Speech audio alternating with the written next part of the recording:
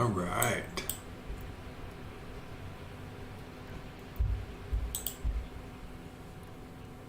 Okay.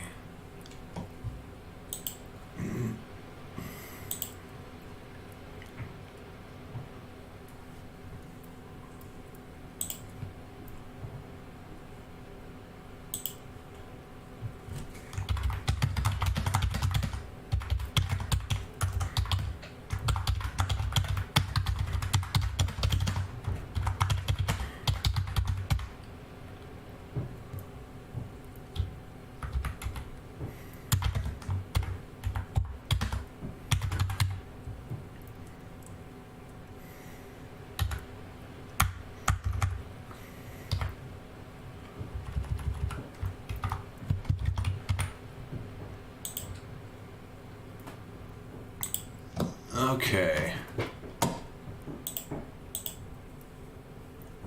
me get back here.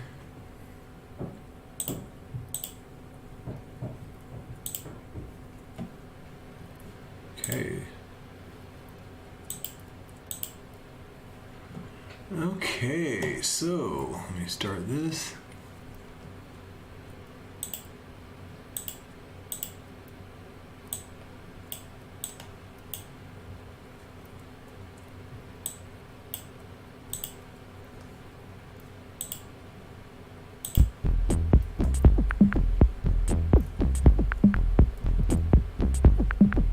Good day, good, not morning, not afternoon. I guess it is morning. This is John at Eureka Street Crypto Hub, and coming to you live right now from Leander, Texas. Oh shoot! And good morning. It is Eureka John at Eureka Street Crypto Hub coming to you live from Leander, Texas, and just outside of Austin. And here I am. All right. And I'm coming to you live on YouTube. I wanted to go ahead and spread the amazing news today. Today is the day that Bitcoin has hit, finally, $20,000. I'm super stoked about this. I don't have like tons of Bitcoin or anything. I mean, I got enough. It'll definitely help a brother out. That's all I got to say.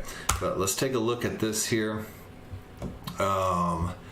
Let's see, let me go ahead and pop out my chat just in case anybody wants to join in. Let's see here, pop out chat, ba-ding. All right. And, so Bitcoin at $20,749.56. I have chat popped out now. All right. Okay, so $20,749.56. It is now everybody who has Bitcoin is 100% of people who have Bitcoin now are in profit, unless you just bought like in the last few minutes or something. Let's take a quicker look at this. If you don't know how amazing this news is, it's the first time. Let's look at the max here. Since 2017, it got to like 19,000 or something as the all-time high, and never quite hit 20,000. And then 20,000 has been kind of this mental barrier. It's been playing with 19,000 for like the past week, and then here we are today at 20,000. Who knows? I mean, right now it looks like it might even go to 21,000. I mean, people say it's just a number, but is it? Is it just a number? I mean, this is monumental. Right now, all the institutions are jumping on. There's Bitcoin ATMs everywhere. Everybody knows Bitcoin. It's getting legitimate, guys. You know, all the haters before are now suddenly interested in what's going on, and they're starting to ask about it. And I'm not rich by any means, but this here at 20,000 is definitely going to help. And then hopefully one day I will be able to. I don't know. I mean, will I want to cash in on Bitcoin for fiat currency in the future? Probably not. So just hold and hold and hold. Hodl. So let's take a look here at some of the other coins, because everything else is being pulled up by this as well. Hold on. Let me just check something real quick. Okay. Let me just pull this box over here. Okay. So we have Ethereum at $625.59. That's awesome.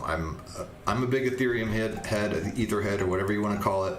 I love Ethereum. I think is a great use case. I'm loving the fact that all the DeFi stuff is on Ethereum. XRP is even at 52 cents.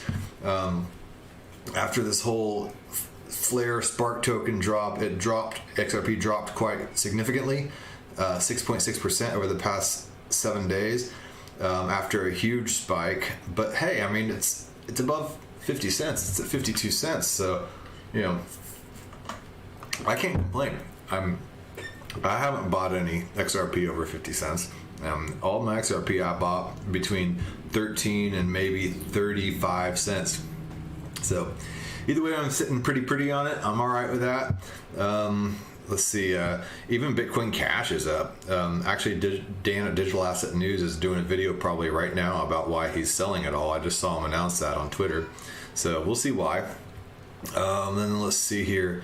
We've got Chainlink at 13.23%, $13.23, up 9.1% in the past 7 days. Cardano, 15.4% in the last 7 days. So look at this, everything pretty much up, unless you're XRP, and then stable coins. So whatever, stable coins are stable coins. The value of stable coins right now is probably red because everybody is buying other coins. Let's see here. We got Stellar up, Bitcoin SV. I have no idea how that remains in the top 20. So I think a lot of people who want to buy Bitcoin accidentally buy Bitcoin SV. So watch out for that. The Bitcoin SV, Bitcoin Gold, Bitcoin Cash are not Bitcoin. Please don't confuse the two. Got Polkadot here. I like Polkadot a lot. I bought Polkadot pretty early as well, and that's up 11.6% in the past 7 days. Some people call it the Ethereum killer, and Cardano the Ethereum killer. I don't think anything's going to be an Ethereum killer. I don't think anything's going to be an anything killer. I think there's going to be a lot of room and space for all these to work together, and everybody's going to have their own use case for each of them. Monero is up. Monero will be interesting to see what happens, it being a privacy coin. Tezos, I do hold some Tezos. I don't know, I've never really been a huge fan of it, and I did buy it at the top about a year ago. I'm just kind of held on to it. I don't really know what Tezos is going to do. If you know, then let me know something in the comments or something. I've just had it staked for a while and for a specified time limit on crypto.com, and once it's unstaked, I'm just going to hold it long enough till it rises in value enough, and then I'm probably going to sell it. Filecoin, I'm interested in that, even though it's been going down, but it seems like an amazing use case. VeChain, I do hold some VeChain. I don't know what happened to the chart data there. Aave is at $87.89. That's awesome. I'm a big fan of Aave. It's an easy to use DeFi platform, and it's a great entry point for somebody to go into DeFi. It's secure. As far as I know, it hasn't had any type of hacking issues or anything like that. Theta token's at 83 cents. Theta token is doing amazing right now. They're doing a lot of amazing things as well, being able to share your bandwidth in order to capitalize off that, earn T-Fuel, and then help the whole network as a whole stream very well. If you did not know, earlier this week, the Google network and YouTube were down, and everything was down. And so you wouldn't see anything like that happen with Theta. So yeah, a lot of good stuff going on. I did want to go through some other news here. We have the Noia network, which I talked about a couple weeks ago in a video, and I just kind of covered them. Okay, I'm trying to do two different types of videos where I do a live stream like this, and I just kind of look things over and cover some news and maybe do a random number generator and just talk about some random token. And then I want to do my more organized pre-recorded videos like I've done on Energy Web Token, Chainlink, Noia, Nimic, and the Wrapped Bitcoin. And I want to try to find a balance between creating good produced, well-planned videos and then just kind of a live stream like this where I talk to people. So I think there's room for both, and I want to learn how to do both styles of videos. Some people cover the news real well. Dan at Digital Asset News does that real well. Altcoin Buzz does that. Then other people are project focused, where they cover specific projects. Elio Trades is good at that. Chico Crypto is good at that. Guy at Coin Bureau is good at that. So, everybody has their own little specialty. There's the TA and chart analysis, technical analysis guys. DIY investing is good at that. CryptoLark is really good at that. Data Dash. So there's just a whole bunch of different YouTubers for a bunch of different things. But anyway, Noya, that token that I covered a while back, they've rebranded. They said that there was some big news coming out. I didn't know what it was, and I was just trying to guess at what it was. And I thought they had just finished doing like a master node program in which they were running on testnet, testing out their nodes, and people were earning Noya tokens by doing that, by staking their Noya tokens and running nodes. And I thought that they were going to actually run that out in real life. Apparently, the big news there was that they were rebranding from Noya to Syntropy. Not really sure why they decided to rebrand and change their name to Syntropy. My best guess is possibly that Noya is really close to Nokia, and then whenever you're Googling Noya, it always says, "Did you mean Nokia?" No, I did not mean Nokia, I meant Noya. And so possibly they were rebranding because of that. They say it's purely a rebranding and not a repartnership. And then they also previously said that they were not trying to reinvent the internet, but here they say they are completely transforming the public internet into a secure and user-centric internet through a unifying layer where encryption and optimized performance are built in and automatically enabled for anything and everything connected to it. So, what is it? There's a whole bunch of different things going on here. They say what began as Noya Network, an ambitious effort from a small group of eager individuals, eventually evolved into something larger, Syntropy. Our efforts no longer represent a single project or application. What does this mean? Because their project and their application was basically taking the internet networking and allowing programming on top of that internet network so that a person's internet will go from point A to point B through the path of least resistance and avoiding bottlenecks and choking, and then in a secure fashion. So for a faster internet for people, it would be a paid service too. You would have to have a subscription or a pay-to-play type of one-time fee. You would log into the Noya network, and maybe I haven't seen the network, the user interface for this, but it would be like with my printer. But it would be choosing your network for the speed available and then paying Noya token for that. So, speaking of Noya, but yeah, that's now they've rebranded to Syntropy. Like I said, I don't know why. I'm not really. Personally, I don't really like the name Syntropy. Syntropy apparently is the opposite of entropy, where entropy is order to chaos, the natural causation of the universe, and then syntropy is the opposite, from chaos to order and harmony. Just sounds like a bunch of marketing gobbledygook to me. They go off on an entire tangent on what all that is about here. Let's see here. Let me just go to Syntropy. Whoops. So, not Syntropy Stack. This is going to be their user interface here. Let's see, Syntropy.com. Is that where it's going to go? Nope. So, oh, yeah, no. No, this is biomedical data. So I wonder how this is going to work with other Syntropies out there. Syntropy.io. So we've got a proof of stake cloud mining platform. So yeah, man, where does all this come into play? Like Syntropy to me just kind of sounds like it's a generic corporate speak type of word, like synergy. Like I heard so many corporate guys, talk about synergy. Two companies having synergy, and they just love to throw that around. Syntropynet.com is where it's going. So I don't know. I like the project. I think the project is amazing. They're partnered with Microsoft on their 6-month fast track program to roll things out. They're now partnering with Oracle as well, so they're doing some amazing things. It's just this whole Syntropy rebranding is just, to me, super cheesy. I don't know. But it is what it is, and here it is, the opposite of entropy, turning chaos into harmony. The internet is in entropy. We create syntropy.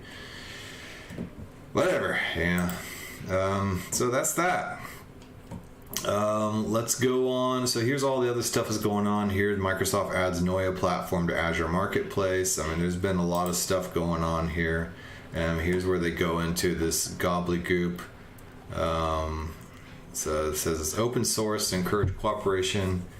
Anyway, I spent a lot of time talking about this. This is just the announcement of the rebranding. So I want to go on to something else. There was an announcement earlier this week that Pornhub is accepting only crypto. Visa and MasterCard have officially cut off Pornhub. This is pretty interesting. Pornhub is, first of all, okay, MasterCard and Visa cut off Pornhub declining payments from customers who wanted to subscribe to its premium adult entertainment. Okay, regarding porn, I'm not judgmental. If that's their deal, whatever, I personally think it's mentally and spiritually bad for you, like any other vice, like alcohol and drugs, overeating and anything like that. But there are people that make a living off of that. Are they bad people? Probably not, This move came as a response to a searing New York Times story that showed instances of children engaged in sex and women being assaulted in videos online. So kiddie porn and snuff porn apparently were being put on this platform. How Pornhub is not able to control this blows my mind, because you would think as a centralized platform that they should be able to control the content that goes on there. I mean, Twitter and Facebook sit there and moderate and control any content that even says anything negative about the Rona, sickness and all that other stuff. Yeah, so if they can catch that, why can't they catch this rampant abuse of the platform with kiddie porn and snuff porn? I mean, seriously. So that's pretty irresponsible on their part. And then the guy from Decrypt Daily, I listened to his podcast going to and from work. He made a great point. He said crypto already has a bad enough name, and we're trying to do our best to evangelize cryptocurrency and then the whole space so that normies can come to adopt it. And then this just reaffirms their belief that crypto is for nothing but rogues and people trying to circumvent the system, and then people trying to do illegal stuff, and that it's just for nothing but degenerates. So that's a great point. So this other website here, Electronic Frontier Foundation, they say sexual exploitation is a scourge on society that needs resources, education, and victim support when necessary. Visa and MasterCard are the wrong entities for addressing these problems, and Visa and MasterCard do not have the skills, expertise, or position to determine the complex issues of digital nuance. Nuance challenges to what content should exist online, and whether moderation policies will inadvertently punish otherwise marginalized voices that are issues that legal experts and human rights experts, lawmakers, and courts in the United States and abroad have been deeply considering for years. The truth is, navigating speech policies in a way that won't shut down huge swaths of legitimate and worthy speech is hard, and it's wrong that Visa and MasterCard have the power to, however clumsily, police speech online. So there's two really good arguments from both sides. Visa and MasterCard shouldn't be trying to institute this type of censorship, and therefore putting at risk the careers of a lot of these people in the sex industry. But at the same time,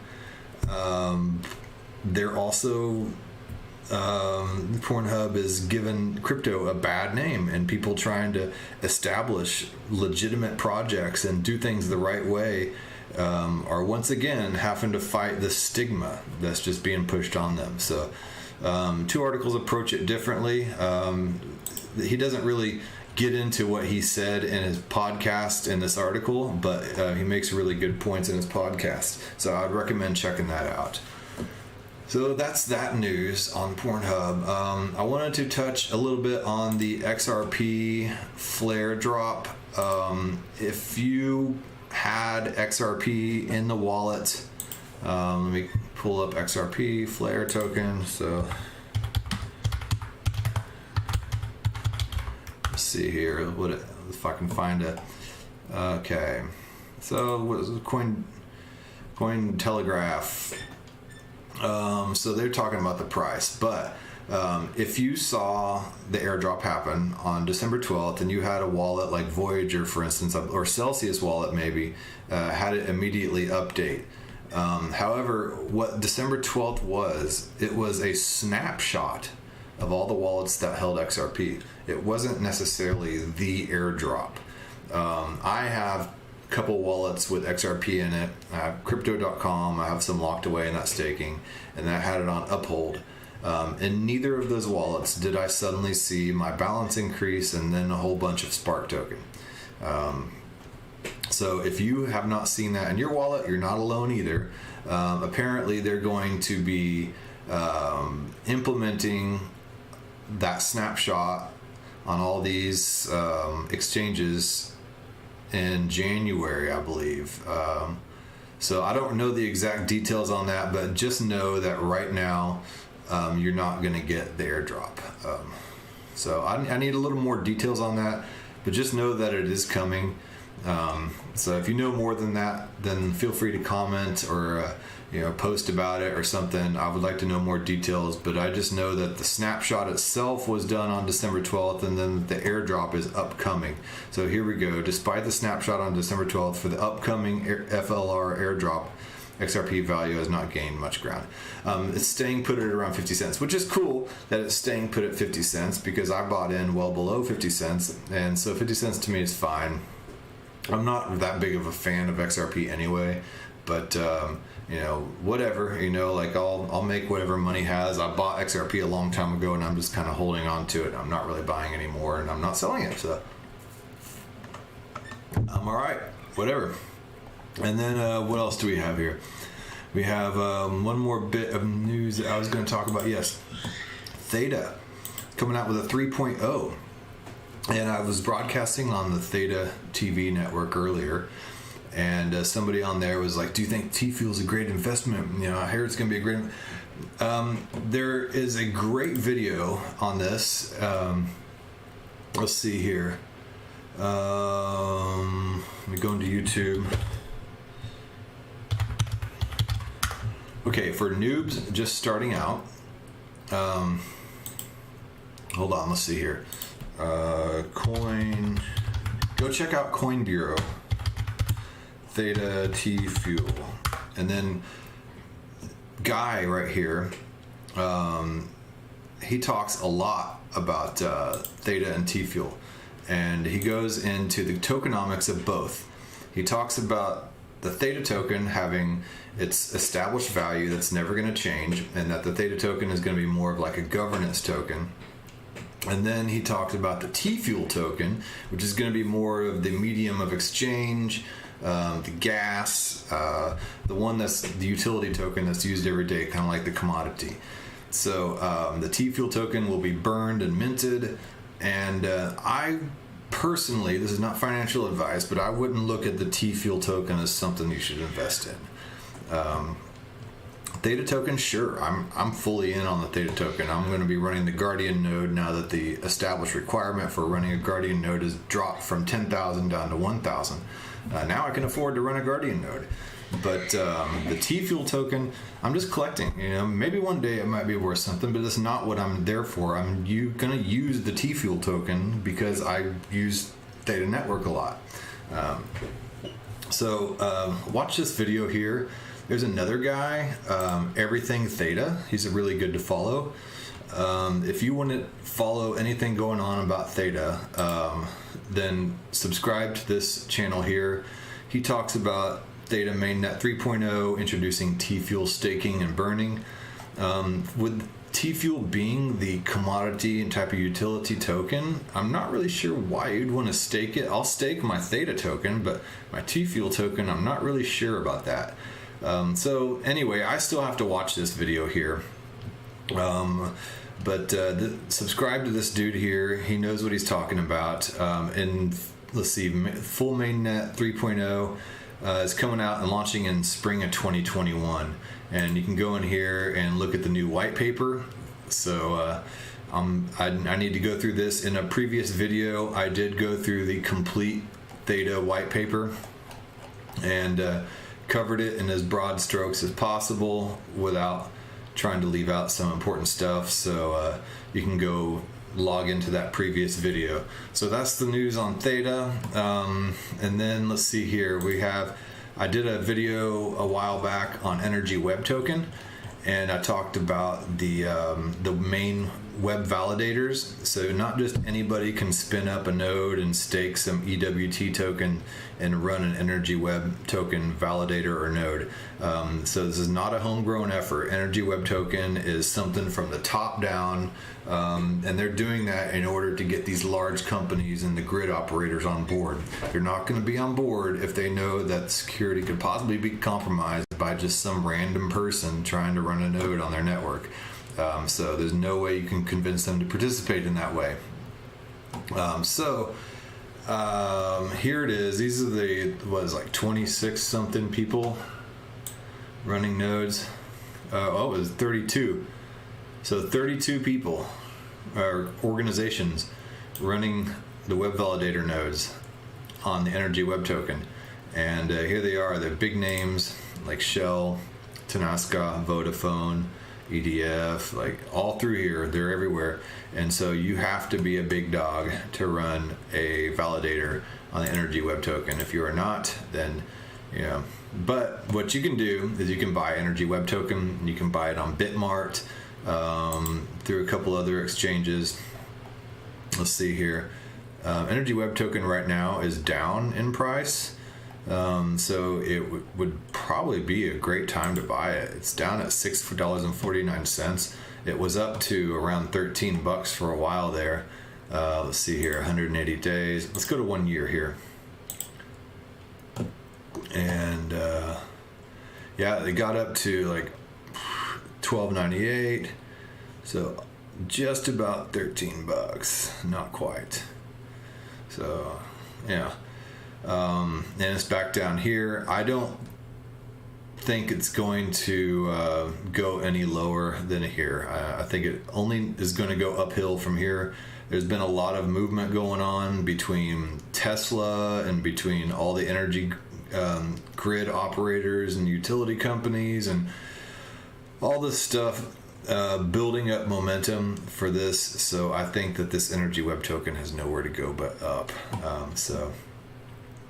We'll see what happens with it. Like I said, I think it's a great time to get this. It's on Liquid Exchange and Bitmart. I don't know much about Liquid. I do know Bitmart, but you have to trade it for Bitcoin, and I'm not trading anything for Bitcoin right now. You can buy it with Ethereum on Uniswap apparently now.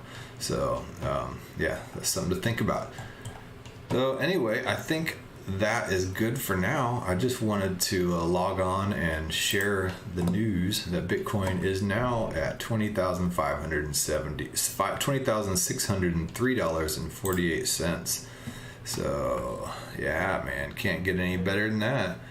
All right. Well, with that being said, I think I will go ahead and log out. This has been a 27-minute broadcast. And check out this guy. Check out Digital Asset News here as well. Here, I'm just going to go through the people that I subscribe to, just so I can show you some other YouTubers, like Everything Theta. And they're doing an EdgeCast video contest. You can run your own EdgeCast node and earn T-Fuel that way. There's Crypto and Coffee. I don't know much about him. I just subscribed. This guy does some pretty good TA, technical analysis. Let's see who we got. Got going Parabolic. I listen to him sometimes when I want to laugh. Altcoin Buzz. The Modern Investor. I listen to this guy every day. He's real snarky and he's got an interesting sense of humor, and he has some pretty good Bitcoin analysis. And he's just a news guy. He really updates me on a lot of the latest news. Let's see here. We got Ivan Atek, of course. Is Digital Asset News. If I ever want XRP news, it's this dude right here, James Rule XRP. And then let's see here. What else? We got Chico Crypto. Here we go. Tesla's free Ethereum loophole, and he talks about the grandfathered in Tesla car that is able to mine crypto. So I believe that's what he's talking about there. Elio Trades, this dude's awesome. I highly recommend watching him. He goes into a lot of altcoin gems. Let's see, Bankless. If you want to know a bunch about Ethereum, these guys are definitely bullish on Ethereum, and I listen to them quite a bit. DIY Investing. This is a kid from California, and he does really great TA. And as far as Coin Bureau, I just showed you him. And I got my kid knocking at the door. I'm gonna go ahead and just sign off. And you guys have a good day. And good day. It is a good day. Bitcoin hit 20,000. Now everybody's going to be wondering how to invest in Bitcoin. So have fun and have a good day. All right. Bye.